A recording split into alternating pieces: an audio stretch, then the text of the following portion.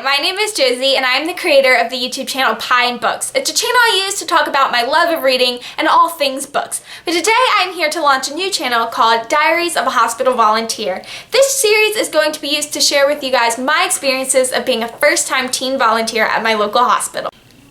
So I want to one day go into the field of healthcare. I'm not sure what specific area of healthcare I want to go in. Right now I'm kind of thinking physical therapy or nursing, but those could change any minute. But I started to consider volunteering at my local hospital to kind of get an idea of what type of healthcare careers are out there and kind of broaden my views and knowledge of the different careers in healthcare.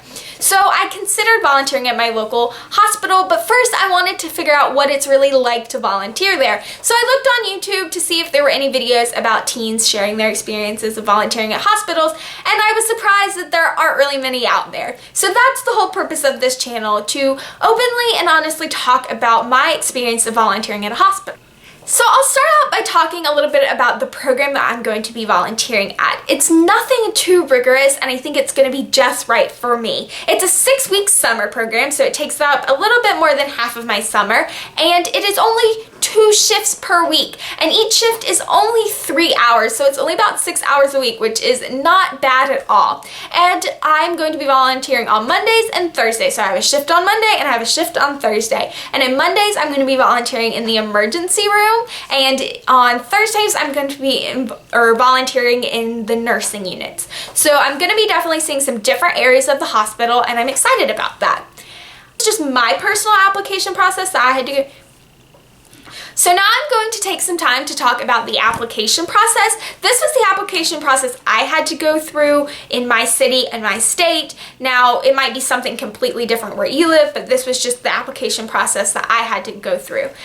The application wasn't too bad. It consisted of some forms, and these forms just asked for basic information about myself, and I had to provide some references. I also had to write an essay about why I wanted to volunteer at the hospital, and that wasn't too bad either. I just tried to be honest in my essay and really share with them why I wanted to volunteer. I also had to provide my ID and a copy of my vaccination records, and that was pretty much the application. So once I got my application complete, I had to attend an interest meeting, and I brought my application to the interest meeting. And this interest meeting just basically shared some basic information about the program, and the whole purpose of it was really to help teens decide whether or not volunteering was right for them. So after the interest meeting, I'm talking like minutes after, I had to complete an interview. Now this interview was 5 to 7 minutes, and the interviewer was a local nursing student, and she asked me questions about why I wanted to volunteer at the hospital, what my interests were, what my career goals were, and what my grades were like, and how I was doing in school.